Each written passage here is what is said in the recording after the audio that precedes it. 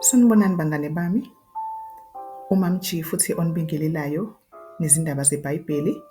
Sondelani-ke nizokwethamela izindaba zeBhayibheli ngoMam G.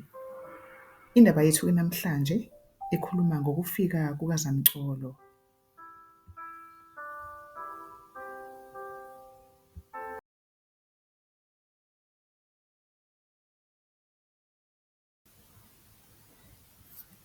UJehova uNkulunkulu wathi kuNowa, "Ngena emkhunjini wena nendlu yakho, ngokuba ngibonile wena ubuqotho bakho phambi kwalesi sizukulwane. Kuzo zonke izilwane ezihlambulukileyo uza kuthatha ngasikhombisa iduna nensikazi yalo, nakuzo zonke izilwane ezingahlambulukile uthathe ngazimbili iduna nensikazi yalo, nakuzo izinyoni zezulu ngasikhombisa iduna nensikazi, ukuba kulondolozwe inzalo emhlabeni wonke. Ngokuba emva kwezinsuku ezikhombisa ngizakunisa imvula emhlabeni izinsuku ezingama-40 nobusuku obungama-40, ngichithe ebusweni bami konke okuphilayo nengikwenzileyo." UNowa-ke wakwenza konke njengalokhu emyalile uJehova. UNowa wangena emkhunjini namadodana akhe nomkakhe, namakhosikazi amadodana akhe, ngenxa yamanzi kaZamcolo.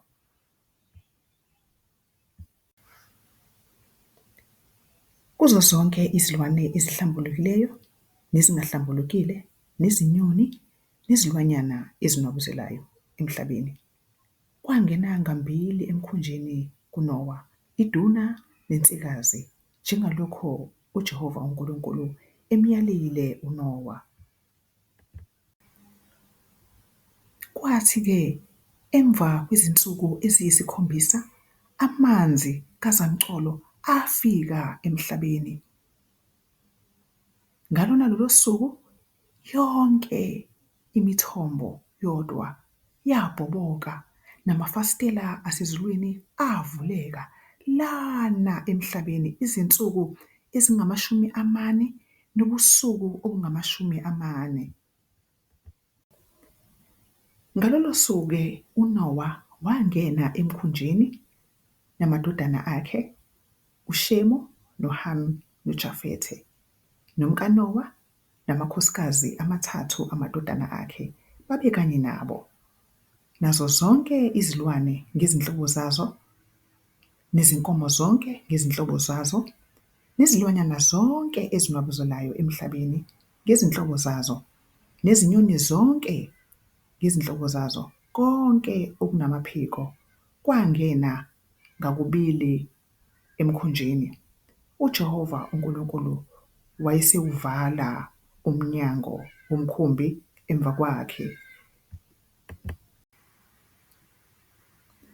Amanzi kaZamcolo akhula anda kakhulu emhlabeni, umkhumbi wahamba ebusweni bamanzi. UJehova uNkulunkulu wachitha kanjalo-ke konke okuphilayo ebusweni bomhlaba, abantu, izinkomo, nezilwanyana ezinabuzelayo, nezinyoni zezulu, wakuchitha emhlabeni. Kwasala uNowa yedwa kanye nakho konke okwakukhona naye emkhunjini. Amanzi ayenamandla emhlabeni ama izinsuku eziyi-150. Iphela lapho-ke indaba yethu bangani bami yokufika kukaZamcolo. Ngiyathemba ukuthi nifundile futhi niyithokozele. Ngiyathemba ukuthi nisifundile-ke isifundo ukuthi kubaluleke kanjani ukuhlonipha uNkulunkulu. Nangelinye ilanga-ke nisondele-ke nizokwethamela izindaba zeBhayibheli ngoMam G. Nginifisela-ke ukuthi nithule nilalelisise le ndaba ukuthi uma sisakhula singamhloniphi uNkulunkulu, uNkulunkulu uyaqeda ukuphila nakomuntu uma engamlaleli. Ngiyabonga-ke bangani bami, nangokuzayo kufithi siphinde sihlangane sizolalela izindaba zeBhayibheli ngoMam G. Nisale kahle.